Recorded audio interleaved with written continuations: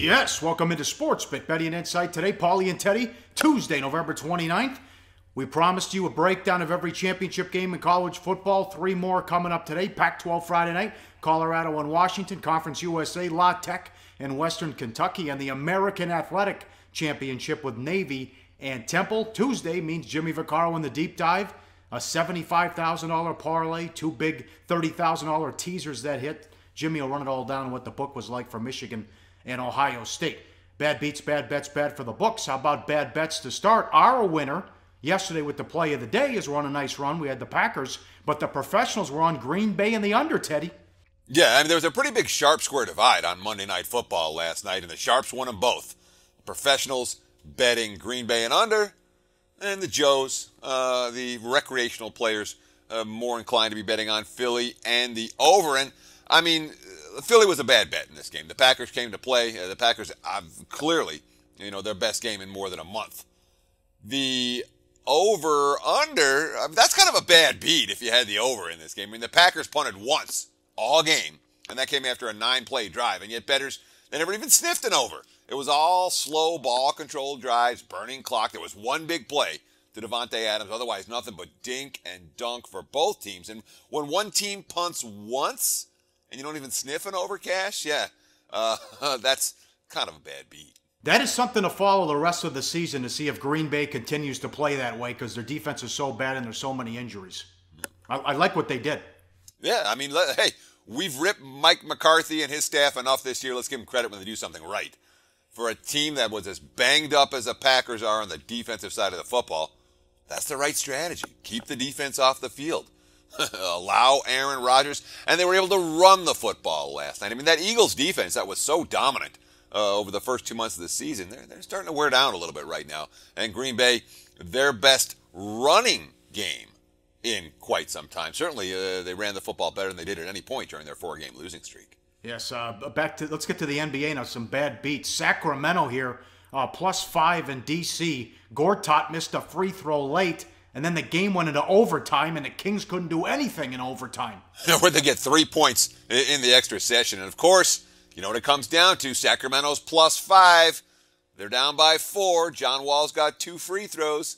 Hits the first, hits the second. Wizards win by 6. Tough beat if you had the Kings plus the points. We always talk about scramble points when we're talking about basketball, and that certainly happened. Another bad beat in this Timberwolf Jazz game. The total was sitting at 180 with 3 minutes left, then all hell broke loose. Yeah, and that total had been bet down, 196 to 193. Unfortunately, some of that was my money. And the game was the in-game totals for the entire contest are between about 193 and 197. It was on pace the whole way. And then they were sitting at 180 with 3 minutes left. What do we have? 35 scramble points the last 3 minutes. I mean, everybody hit everything. Free throws, 3-pointers, back and forth. The game ended up flying over the final closing total, flying over by 22 points in a game that was still on pace to potentially cash an under with 3 minutes left. So, tough beat if you had the T-Wolves and Jazz under the total. I know a lot of pros had that bet last night. ACC Big Ten Challenge. This was tough. Florida State missed a free throw late. And what happened in the Wake Northwestern game? Well, I mean, for both games in the ACC Big Ten Challenge, the point spread outcome was determined literally on the last possession of the game. Florida State missed a late free throw. As you mentioned, they win by 8. Instead, they were laying 8.5 against Minnesota. And Wake, they're covering wire to wire against Northwestern. And then the last minute, things go south. The Wildcats get 2 breakout layups the other way, equal a 7-point win as 5-point chalk. That was the only time the entire game the Wildcats were covering the point spread. They got it at the end. Tough beat for Demon Deacons bettors. Bad for the books. NBA, plenty of money for the Celtics in the over. Celtics sped up from 3.5 to 4.5, and the total went up to 201.5. Watching this game, it had no shot, but then Miami scored 42 points in the third quarter. Yeah, they had the 77 combined in the third quarter. A game that was played early on at an under pace went epically over in that third quarter and changed the entire outcome, obviously, for the books. And there was money for the Celtics. There was money for the over. Goran Dragic back in the lineup for Miami at the point. Celtics end up winning 112 to 104. They get the money, the over cashes, and the books I mean, for whatever. For a Monday NBA game in late November, they took a beating on this one. Wrong side and wrong total came in for the sports books. I'm big on this. I retweeted it. I follow NBA ref stats on Twitter. There was a lot of money on Charlotte, and they destroyed Memphis by 19. There was a scenario there where I think it was Memphis had won 10 in a row with a certain official on the game, but that certainly didn't get there. Look at the free throw disparity in this one. Well, yeah, and there was nothing but Charlotte money. They were bet from plus 2.5 to -2. A significant move. They beat Memphis by 19, and everything went wrong for the Grizz. Mike Conley got hurt. Nicholas Batum back in the lineup for the Hornets with some of that move for Charlotte. But Conley got hurt in game, and the free throw disparity, Charlotte 23 of 31 from the charity stripe. Memphis just 7 of 13. They were the home team, and they were not amused. Lots of jawing at the refs from the Grizzlies as they were not getting the calls they expected. Not a good result for the house with all of that Charlotte money. I mean, this wasn't either. Plenty of Kentucky money, bet up from 15 to 17. Kentucky throttled Arizona State by 46 in this one. Yeah, and look, that Kentucky team, man, they are loaded with NBA talent. They've been blowing teams out of the gym, and the markets kind of saw that. I think there was some concern about the spot for Kentucky. The one-off game played off the continental U.S. didn't matter. You know, Bobby Hurley's team not ready to go, and Kentucky blew them out of the gym, ran them out of the gym. Easy money for the Wildcats, the Kentucky Wildcats. And, of course, bad result for the house that that line got bet from -15 up to -17. Nothing but Kentucky money.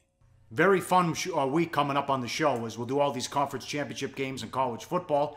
We did the MAC yesterday. Up next, 3 more title games. We'll get that in Big Game Breakdown and Jimmy Vaccaro. Plus, we'll look to stay red hot with the play of the day. That's all coming up on SportsBit. Betting Insight today on SBRPicks.com. Go to SBROdds.com. Browse, compare, and shop live odds available at top online sportsbooks. Back on SportsBit. Time for Big Game Breakdown. As always, live odds, sportsbookreview.com.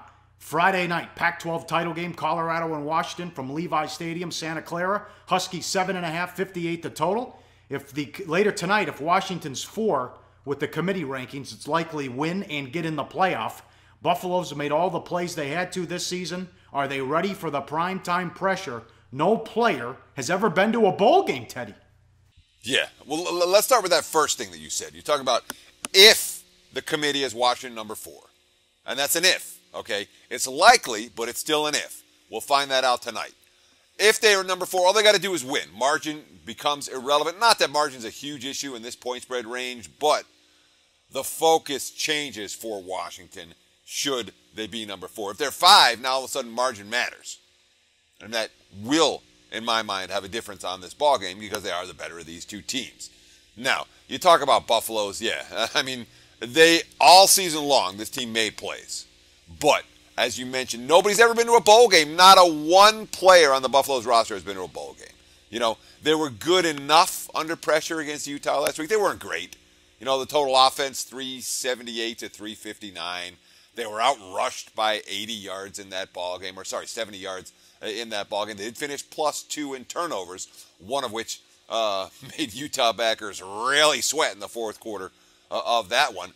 It's not just pressure for Colorado. It's also the physical issue. This is their 13th game in 14 weeks, and Washington, they've been in situations like this before, a fair bit in recent years, Pauly. Yes, and what a job Chris Peterson is doing. USC passed on him and went with Sark. What a mistake there. But in his 3rd season, he can take Washington at least close to the playoff here. And going back to Colorado, I don't know if they have the playmakers to hang here, but they're great on defense. But you saw the struggles against USC. You saw the struggles last week against Utah. They need to force turnovers to move the ball.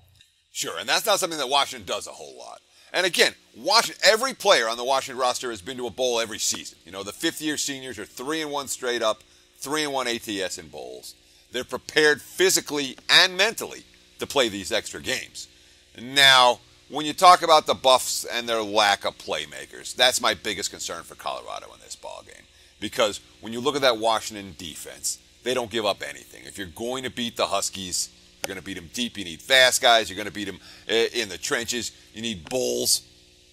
the Colorado Buffalo, they don't have playmakers like that. And, of course, when you talk about Peterson, we're talking about a guy who coaches the full team. How about this? 5 special teams or defensive touchdowns for Washington this year, 0 allowed. 14 offensive touchdowns or 40 yards or more. The defense only allows 3. When you talk about big play TDs, the explosive plays that change momentum, the net for Washington, plus 16. The net for Colorado, only plus 6. There's a reason the Huskies are favored by more than a TD in this one, and I wouldn't be surprised at all to see this line move up between now and kickoff. Yeah, Colorado needs to force turnovers to score is what I meant. But, I mean, there's so many weapons with Washington, with Browning and Gaskin and Pettis and Ross and what they did last week. Who shuts down Washington State's offense like that? Washington's capable of doing that. That's their A game. Now, they brought their A game last week. They got to do it 2 weeks in a row in order to cover this number. But certainly when we talk about this time of the season, when teams are playing with that level of execution, you know, Huskies, not a team I'm looking to stand in front of. That is an excellent point about where they're going to be in the rankings Tuesday night. And it definitely matters because you have to be impressive because you're playing Friday night. Everyone's watching your game, and the Big Ten title game is Saturday night. That's an excellent point by you. Game number 2, liveoddsportsbookreview.com. This is the Conference USA title game. Louisiana Tech against Western Kentucky from Bowling Green. Western Kentucky, 9.5. 80 the total. ESPN, 9 in the morning.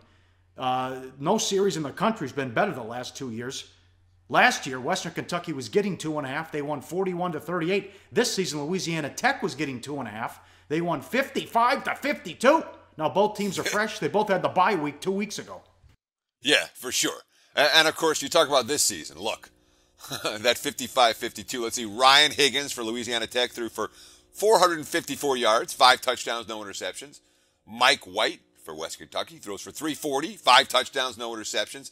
The Bulldogs build a 52-31 lead, and then they hung on. West Kentucky with all the late scores. They got their ball at their own 21 with 2 minutes and 13 seconds left. White got sacked and fumbled on first down. La Tech took over the ball and ran out the clock. Now, that was one of the few mistakes that White's made this season. The guy's thrown 14 touchdown passes of 40 yards or more. Nothing but big plays from that Hilltopper offense. Now, this is interesting, and we'll also get into this later in the week when we do the Mountain West Conference title game preview. One team's got momentum. The other team laid a giant egg. So Western Kentucky led Marshall 41-0 at halftime, so they put it on cruise control. They can coast. Now, Louisiana Tech is playing Southern Miss, and they got beat, and they were outgained 469-272. They only had 8 yards rushing in that ball game. They were 15-point chalk, and lost by 15 and blew the chance to be the host of this ball game. And that's in sharp contrast to a Western Kentucky team that, as you mentioned, 41-0 at halftime. They cruise, win 60-6. So you ask yourself, well, does it matter? What does that mean moving forward? The Bulldogs were overconfident. They got outgained by close to 200 yards. They only had 8 yards rushing. That doesn't mean that La Tech stinks. It means they're likely to be focused this week. We're already seeing market support for Western Kentucky saying, oh, well, Louisiana Tech, they had their chance. They blew it. No. I'm not buying that argument. I believe that was just a one-off for a team that had been point spread gold for extended stretches this season. I'm not convinced that La Tech's underachievement last week means anything moving forward. Yes, and Skip Holtz, 4 years at Louisiana Tech. Jeff Brom, 3 years at Western Kentucky. I think they're both auditioning for bigger jobs, and I think we're going to see a lot of coaches fired here once it's all said and done. You agree? Yeah, of course. We always do, man.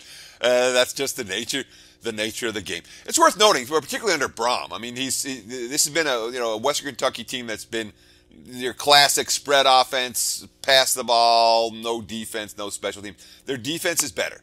It's the best defensive unit that Brom has had during his tenure there. And, of course, their special teams. Kylan Towner led the nation 36.7 yards on average for his kickoff returns. That's something to watch for in this one. We'll get back to this game when it comes to play of the day tonight. All right, excellent. One more, liveoddsportsbookreview.com. Also Saturday, 9 a.m. Pacific on ABC, American Athletic title game, Temple at Navy. Navy's 362 the total. Will Worth against Phillip Walker, two of the toughest competitors at QB in the nation. Sure. I mean, let's talk about Navy for a minute, because I don't know there was any offense in the nation. There wasn't any offense in the nation that was more efficient in the month of November than the Navy midshipmen. They had scored 201 points in 4 games.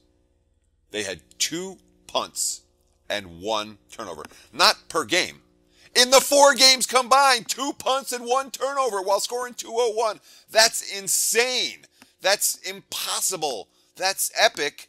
That's also some weak defenses. But it's a heck of an efficient run on the offensive side of the football. Now remember, Will Worth, he wasn't even the starter. He took over at quarterback when Tago Smith got injured. And gosh, the guy could have been a Heisman contender if anyone paid attention. 11.9 yards per pass attempt, 179 QB rating. That would have been number 5 in the nation if he had more than attempts. He did throw 115, so it's still enough for the rating to have some merit. And he also ran for, 1,181 yards and 25 touchdowns. Let's not forget, Navy also number 1 in the nation, again, for fewest penalties and fewest penalty yards. They've been number 1 or number 2 in every single season under Ken Niumatalolo. Neil Matalolo. There you go. Temple's been ATS magic with their tough D. They lost 28-13, laying 14 to Army, though, in the opener, and they covered every game the rest of the way. 11 straight covers. Not easy to do. Only allowed 1 touchdown in 3 November games, but they came against bad offenses as well. Does the issue against Army show a weakness there with what happened? A cause for concern, because you know what Navy's running.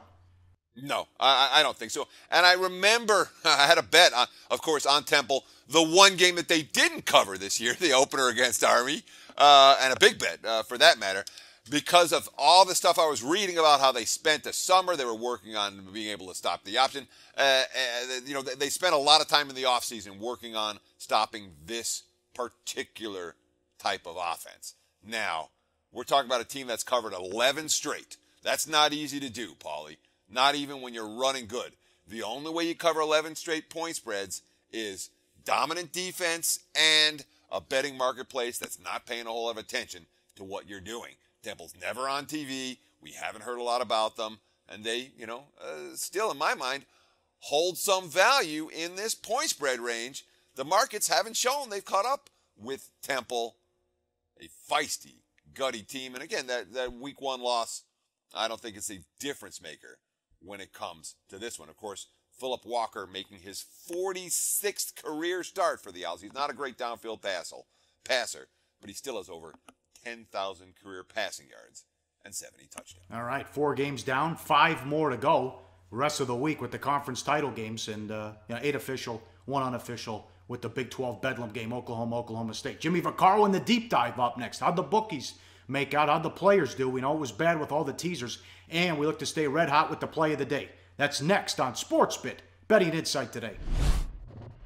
Research before you bet. Be sure to check out SBR Picks for the best game predictions, breakdowns, and much, much more. All right, it's Tuesday. Time for 5 great minutes with Jimmy Vaccaro. If you're ever in Las Vegas, stop in and see him at the South Point. Been a bookmaker for over 40 years, and give him a follow on Twitter at Jimmy Vaccaro. Was this the worst week of the year for you with what happened in the NFL on Thanksgiving and all the teasers getting there? Yeah, personally for the South Point, it was a losing weekend, and I felt like the Cleveland Browns.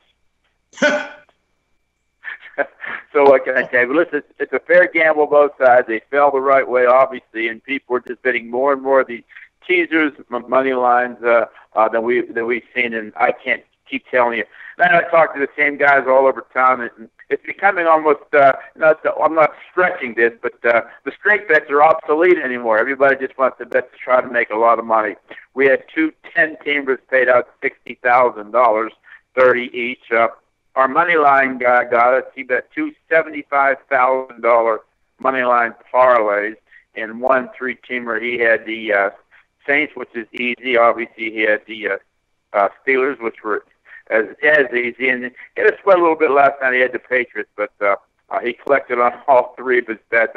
The point I'm making is like it's a new evolution of sports betting in general. It's fun and exciting. Naturally, you want to win. That's the paramount bottom line to any business that you're in.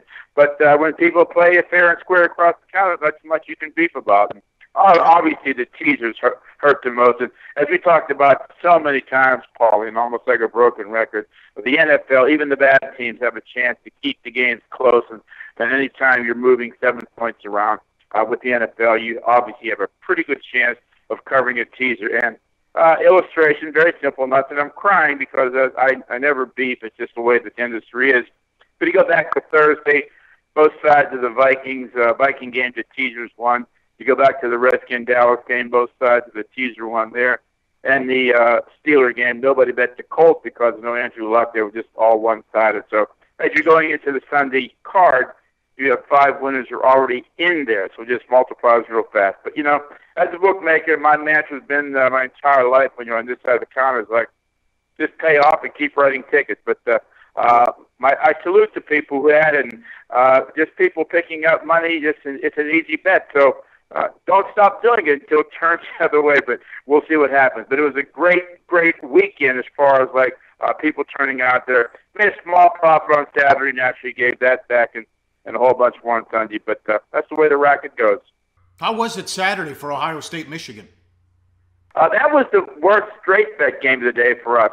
We were going two ways up until about Thursday, maybe Thursday or Friday, Thursday late and Friday. But then, having the game as high as 6.5 and closing it at 3.5, Ohio State being the favorite. That was, and actually it was such a big volume game. We got stung pretty good on it. The only thing it saved us some money was naturally there was some Michigan money lines. After it got so low, people who missed the 6 and 6.5 were taking the money line. But that was the worst game of the day for us. And actually, not that there weren't any great games. It was just enough to grind out a ham sandwich. But once again, the UNLV Rebels helped us quite a bit as they were an absolute no-show against Nevada. So what can I tell you? A very, very, very big turnout, and everybody that I spoke to, it's the same thing. We keep talking, Paul, and I don't want to sound like a parrot here, but sports betting is unbelievable. The amount of people that is drawing to the casino. Sports betting is unbelievable. The people just like to have a good time for a $40 or $50 bill. And it's even better if you're drinking Corona and cashing a ticket. Nothing like it, kid. You got that right. Was there a silent assassin Saturday? No, not really. There really wasn't. It was just the same old. If there were, I'd tell you. Nothing was a huge loser. Nothing was a huge winner. But like I said, the biggest losing side happened to be the Michigan game. The biggest winning side was on the Rebel side. But nothing to speak of. And Sunday was just put down a teaser, and you had about an 85% chance of winning, no matter who you circle. But that's where really you jump in and say, there's really no out card here because there's nothing you can do. If people bet you a teaser, going from 7 to 1, you say, well, how can I get some of the money back? Well, you can't really get any back because if you bump up the point spread from 7 to 8 and they take the 8 and they win by 3, well, you pay out the straight bet and you pay out the teaser. So teasers is just like you take them, and however they fall, that's the way they fall. That was a great weekend of action, especially Saturday, and now it continues with all the championship games. That'll be fun coming up. You can talk about that. And also, it's going to be big no matter what, but who are the 4 best teams for business that make the college football playoff for you? There's a whole bunch in there. I don't mind seeing Ohio State and Michigan in there. Naturally, we're going to get Alabama. I suppose the Clemson people won't be beefing if they win. They'll be fine. The Washington people have a little bit of a beef, and maybe the Penn State people if they win. But circle anybody. I mean, what you're going to see next weekend. For obviously maybe 1/3 of the amount of games we had from Friday and Saturday, we'll do as much action or more only because there will be some great matchups in these championship games. And mark it down now, kid. Mark me down for the Cowboys versus the Raiders Super Bowl Sunday. It'll be the greatest Super Bowl we've ever booked here in Nevada. Trust me on that one, kid. Yep, Cowboys, Raiders, Cowboys, Patriots. You can't lose. That would be terrific. You're right, kid. Yeah. You're right. How's basketball been so far? A small loser with the totals, a small winner with the side. So just like, bouncing back and forth. No one's taking control. The people who bet early are getting a little. They're doing much better on the totals than they are on the side. So just back and forth, and the Lakers showing life actually draws a little bit more attention at night. But I would say for the time being, for the first month and a half, if we're holding 2.5%, 3%, that's about where we're at. Nothing big on either side. All right, excellent job as always. We'll talk to you next week. Thanks for 5 great minutes, Jimmy. Do your research before you bet. Check out our ratings guide to see which books have the best ratings and sign-up bonuses. Open up several accounts and shop for lines at SBRodds.com. Always be ahead of the game. Pauly, I love that segment with Jimmy every week, the best segment that we do. Thanks for doing it. But enough with looking back. Let's look forward. Play of the day time. We like these conference championship games. Where are we going today? Yes, another winner with the Packers last night. 28-15 run, 34-18-1 on the football season. Back to Louisiana Tech, Western Kentucky. Betting number 323, 324, over 80. Bet it now. It's only going to go higher. We mentioned the shootout earlier this season when they played. Bulldogs 9-2 to the over, last 11. Western Kentucky, look at these scores. They've scored 60, 45, 49, 52, 59, 44, 55, and 50 in their last 8 games. Higgins has thrown for 3,700 yards and 34 touchdowns. Expect an aerial circus and a shootout in the Conference USA title game. That is the play of the day. Back with more conference title games the rest of the week. We'll run everything down in the NBA. How about Westbrook? Now averaging a triple-double for the season. We have a lot to go over with football the rest of the week. And the committee comes out. We'll recap that on Wednesday's show. Strong week. We'll close it out coming up on SportsBit. Betting insight today on SBRpicks.com. Thanks for watching.